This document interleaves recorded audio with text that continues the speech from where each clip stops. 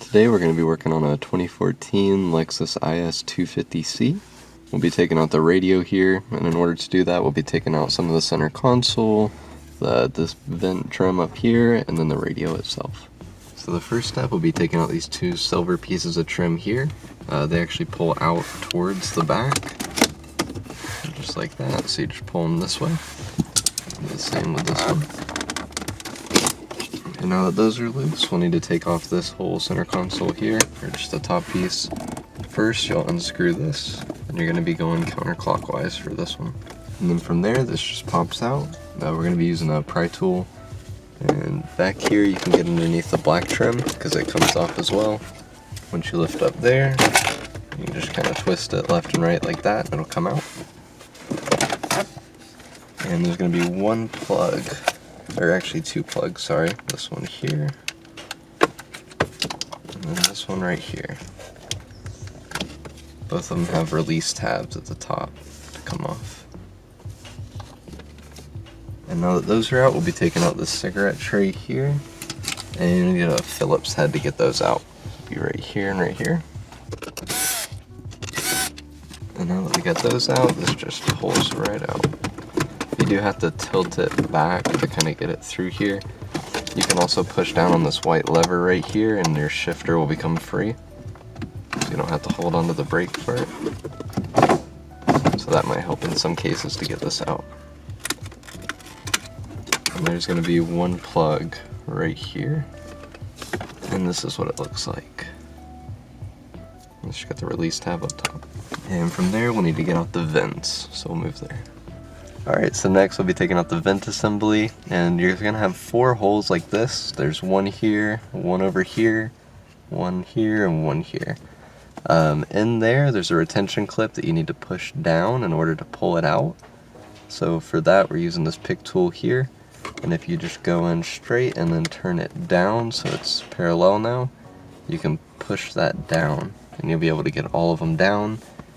Once you've done that, then we're going to be using our pry tool here, and we're just going to want to slowly pry out. There we go. Make sure not to pry too hard against this rubberized material here or against the radio, because it can scratch. And there's going to be one plug on the driver's side. It's similar to the ones we had at the bottom, just a 2-pin plug. And now that that's out, we can take out these two 10mm bolts up here. They're holding the whole radio in.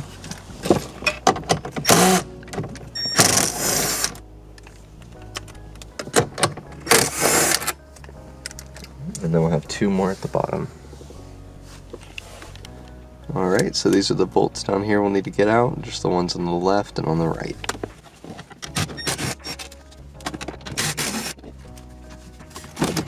Got those out, the whole radio assembly can be pulled out. Alright, so now that we got all four bolts loose, two on top, two on bottom, this will pull out. Sometimes the bottom doesn't necessarily fit out, you have to wiggle with it a little bit. And from here we can begin unplugging everything back here. And that's how you get the radio out. We're going to be making our connections right here, and then up here, and there'll be one more plug right here.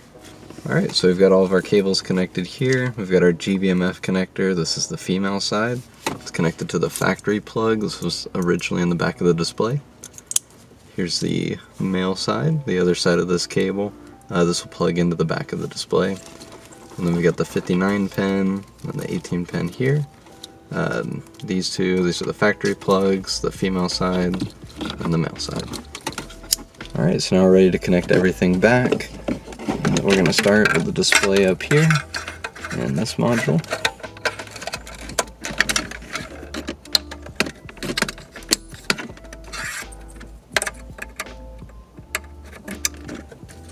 And this goes right here.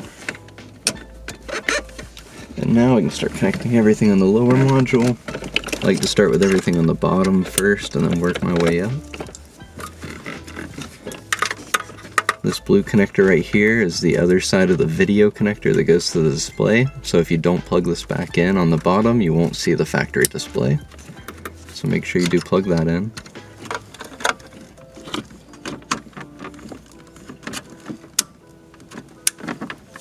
Make sure you push the lever down on that. And that should be all the cables left. And so now we'll focus on getting this back in. We got one more actually here. Don't forget to plug in the one on the side over here, else some of these buttons won't work.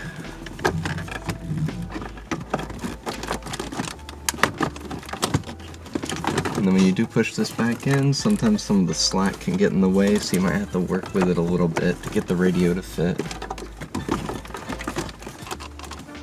There we go. Now that's back in, we just gotta bolt it all back in. If this does come off, it does just slide right on the bottom. Just like that.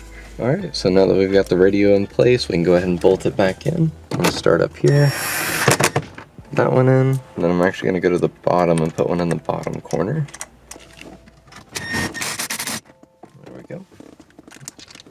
Go back up top, and this just makes sure that it seats in correctly. Alright, so now that we've got the radio all bolted back in, we can go ahead and start putting all the trim pieces back in. We're going to start with the AC vents here. Just make sure you don't forget this 2-pin connector on the driver's side.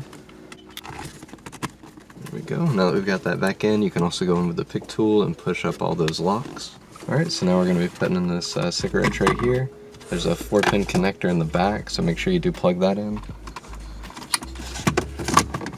And then this slides in a little bit at an angle.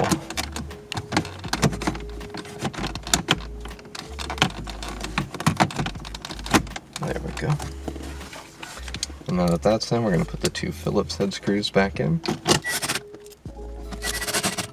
And now that those are back in place, we can put back in the center console. And there's 2 plugs here that need to be connected. So it looks like a 12-pin and another 2-pin.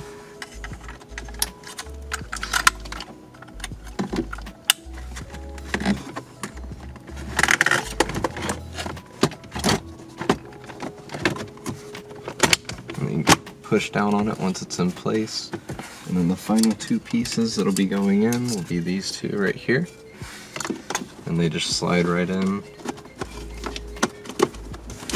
like that.